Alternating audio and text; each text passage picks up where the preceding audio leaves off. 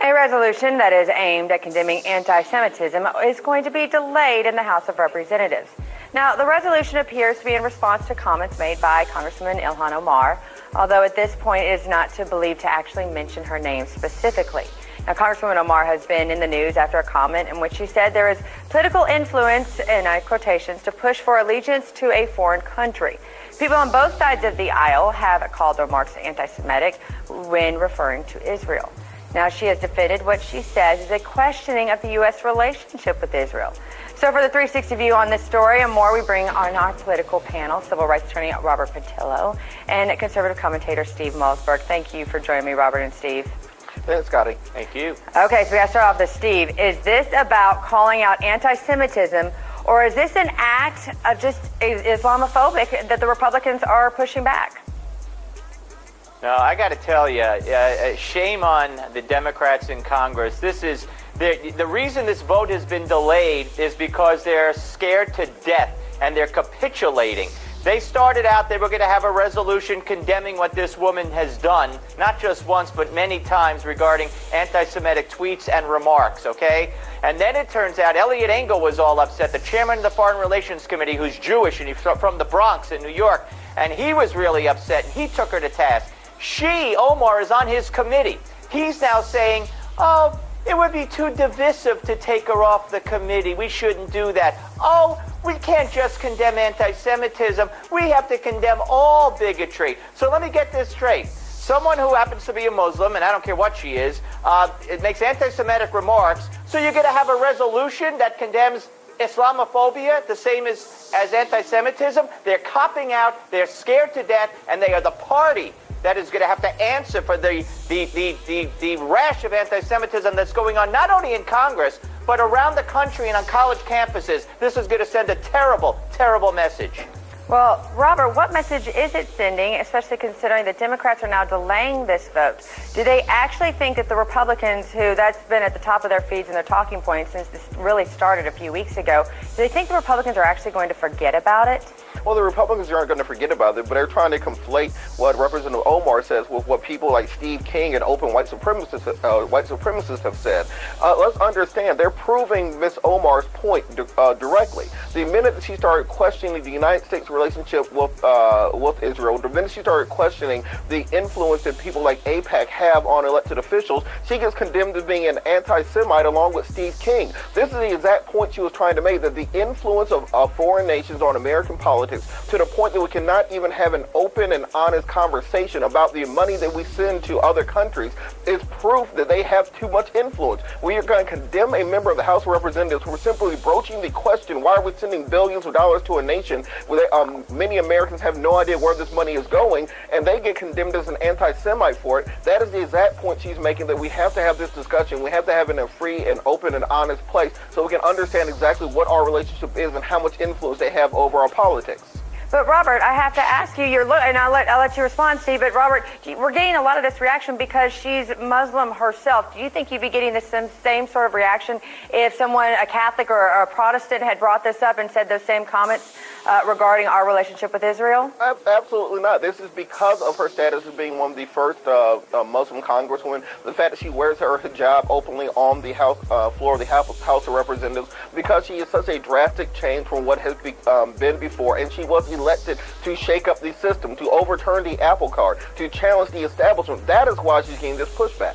Okay, so Steve, what do you have to say? Well, I mean, I respect the hell out of Robert. I love coming on with him, so I'm really surprised, with all due respect, that when you say all she's doing is questioning the relationship with Israel and how much money we send them. She's made anti-Semitic remarks built on years and decades and centuries of anti-Semitic stereotypes relating to Jews and money, relating to double loyalty, where people on both sides of the aisle have condemned her. And you refuse to say that she has made anti-Semitic remarks, just that she's questioning our relationship with Israel? I'm shocked. I'm really shocked.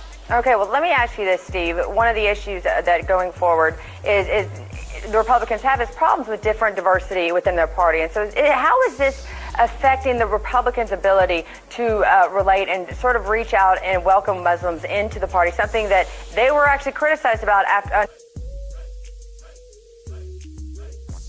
Yeah, I'm ready. Let's go. Yeah.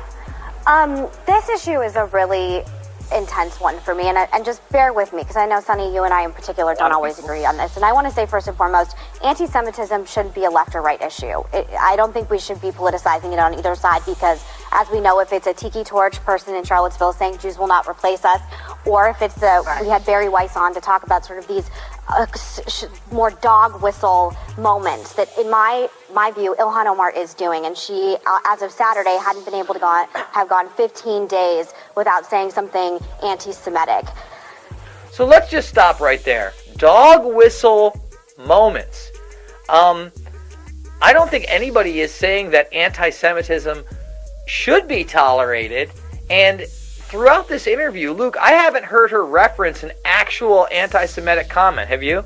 Yeah, I mean, we need the evidence here because this is a very serious topic. And yes, anti-Semitism does exist in the world. There are some people who hate people just for simply being Jewish, and that's not okay. But when you're going after such little things, when you're grasping at the straws, you delegitimize every time something seriously happens. And this is a big detriment that people need to bring up and make a very important talking point because, again, you're making this very trivial when it's not, when you're grasping at the straws about these, again, non-issues. And honestly, I don't see it here. I just don't. And where's the evidence?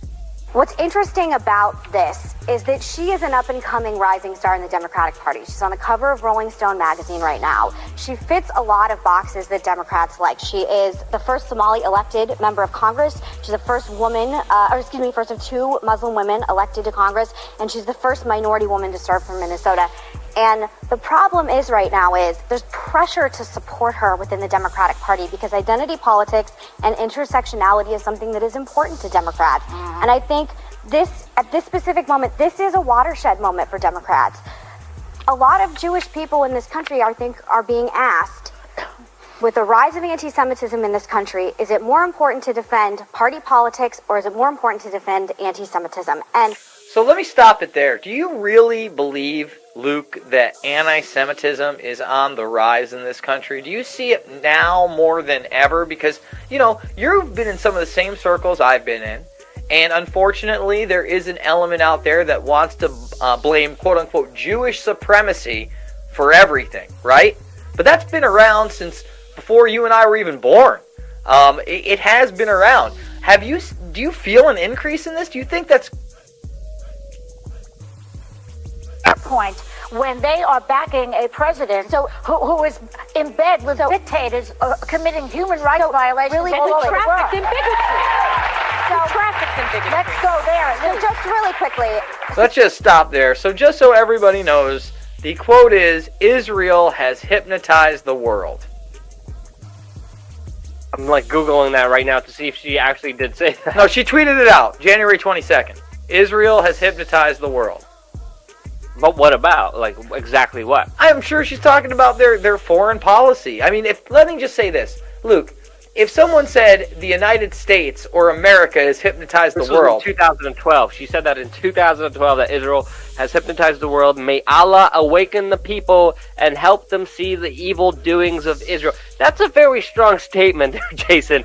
I could understand why people see that as an attack against Israel and anti-Semitic. America has hypnotized the world. May God open up the eyes of its citizen to the atrocities and horrors America has caused throughout the globe.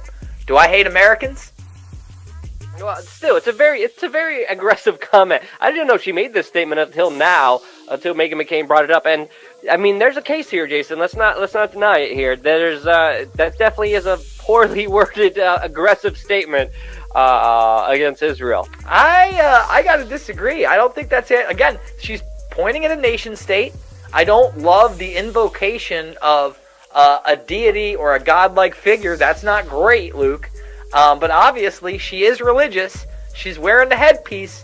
Let's wrap it up with some baby mama drama, McCain. And I gotta tell you, I think these are crocodile tears. A lot of people are gonna hate on me for this, but to me, this does not seem like genuine emotion. This seems like she's playing it up for the cameras and she's trying to draw people out.